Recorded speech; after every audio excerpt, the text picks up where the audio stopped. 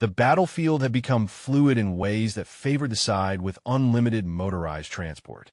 Major Wilhelm von Stauffen, observing the American breakout preparations in late July, wrote, "They have achieved something we thought impossible, the complete motorization of an army.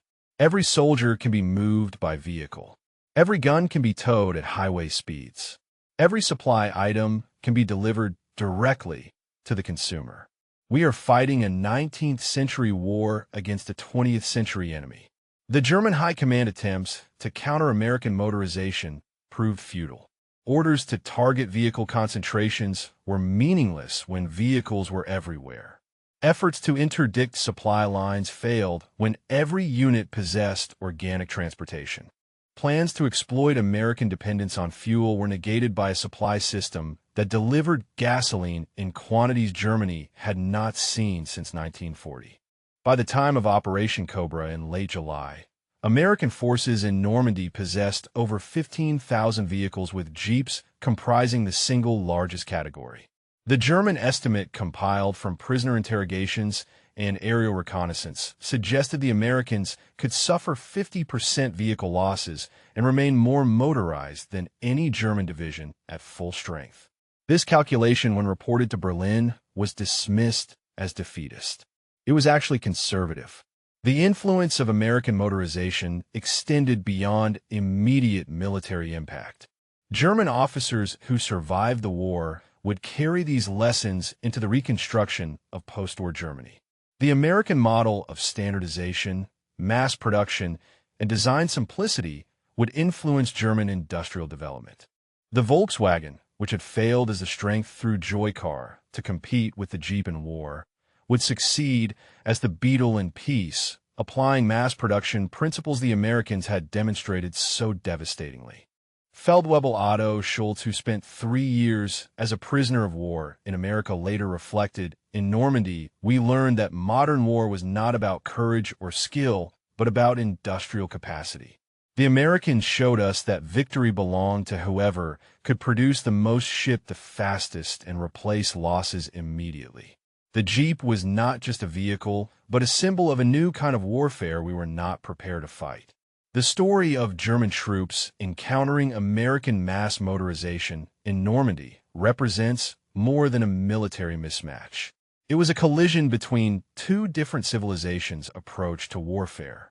The Germans, with their tradition of professional military excellence and carefully maintained equipment, met an American military that had transformed warfare into an exercise in industrial management and mass production.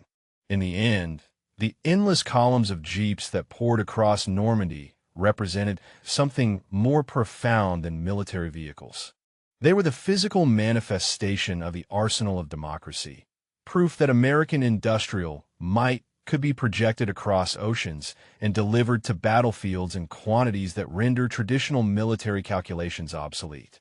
4 German soldiers watching those columns advance.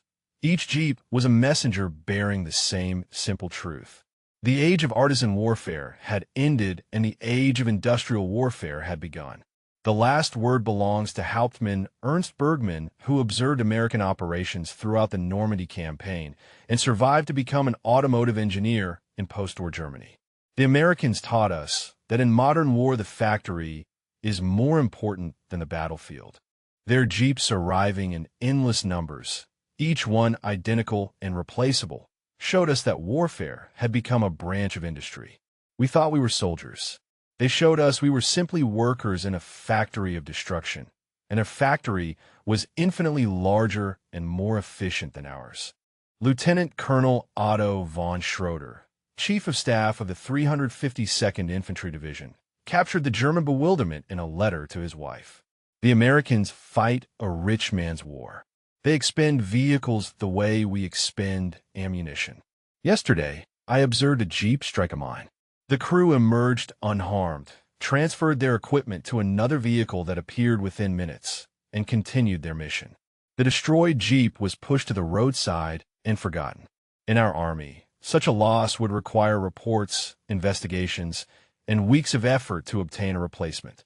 By June 10th, American forces had landed over 12,000 vehicles in Normandy, with jeeps comprising the largest single category. These vehicles transformed the battlefield in ways German doctrine had not anticipated. American reconnaissance units penetrated German lines with unprecedented speed and flexibility. Artillery-forward observers in jeeps could rapidly relocate, making counter-battery fire nearly impossible.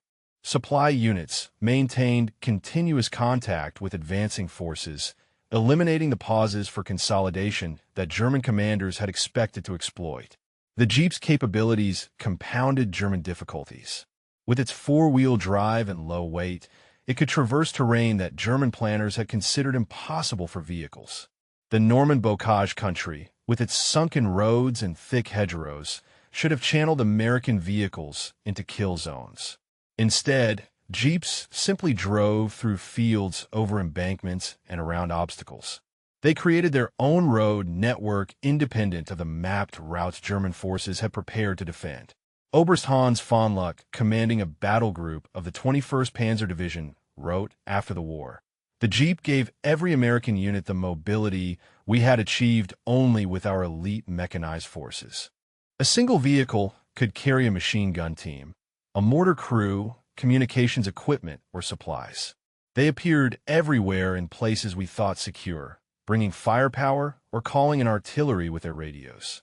We could not establish a continuous front because the Americans simply drove around our positions. The maintenance and supply systems supporting these vehicles proved equally overwhelming. American logistics units had prepared for operations on an industrial scale. Ships arrived daily carrying not just fuel and ammunition, but entire vehicles, spare engines, transmissions, and prepackaged component sets. Mobile workshops advanced immediately behind combat units, capable of performing any repair or replacement. If a unit lost 10 jeeps in combat, 10 replacements would arrive within 48 hours, often less. Major Heinrich Zimmermann of the 12th SS Panzer Division observed, "The American supply system operates like a factory production line extended to the battlefield. Everything is standardized, packaged, and delivered on schedule. They have removed the friction from warfare that Clausewitz described. While we struggle to maintain our existing equipment, they simply order replacements as if from a catalog." The psychological impact on German forces became evident within days of the invasion. Soldiers who had been told that Americans were soft and dependent on material comfort discovered an enemy who possessed material abundance beyond imagination. The sight of endless columns of identical jeeps, each one new and fully equipped, demoralized troops who were carefully preserving vehicles that had been in service since the Polish campaign. Gefreiter Wolfgang Braun, a mechanic with the 21st Panzer Division, examined captured jeeps and reported, "Every component is designed for mass production and easy replacement. The engine is simple but adequate. The transmission is robust rather than refined. Nothing is polished or precisely fitted, yet everything functions reliably. They have sacrificed elegance for quantity, and quantity is winning the war." The racial integration visible in American motor pools particularly troubled German observers indoctrinated in Nazi ideology. African-American soldiers drove jeeps, maintained them, and supervised motor pools. This challenged fundamental Nazi assumptions about racial hierarchy and military effectiveness.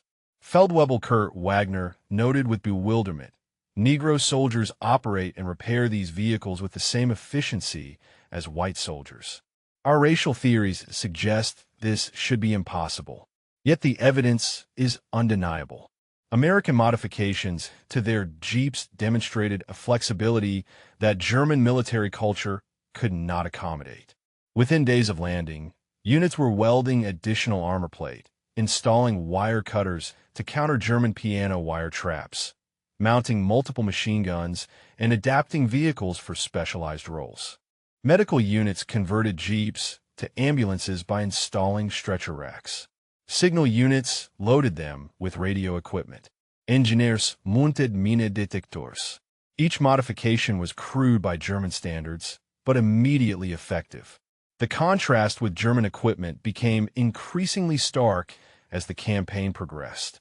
The Wehrmacht vehicles required specific fuel grades, specialized spare parts, and trained mechanics. Many German units still relied on horse-drawn transport with a single division requiring thousands of horses that consumed tons of fodder daily. The horses were vulnerable to artillery, required constant care, and limited mobility to walking pace. The Jeep became a symbol of this abundance that transcended its military function. German soldiers reported seeing Jeeps used for tasks that would have been unthinkable in the Wehrmacht: delivering mail, transporting journalists, carrying chaplains to forward positions, even moving generals' personal baggage. This casual use of military equipment for convenience rather than necessity demonstrated a wealth that German soldiers, accustomed to scarcity and careful preservation, found both amazing and demoralizing. Lieutenant Friedrich Hoffmann wrote to his family, "The Americans use their vehicles like we use bicycles for everything and without concern for wear. I saw a Jeep being used to deliver hot food to a single outpost, a trip that wore the engine and consumed fuel for the comfort of 3 men. In our army, those men would walk and eat cold rations. This wastefulness should be a weakness, but when you can waste without consequence, it becomes a form of strength."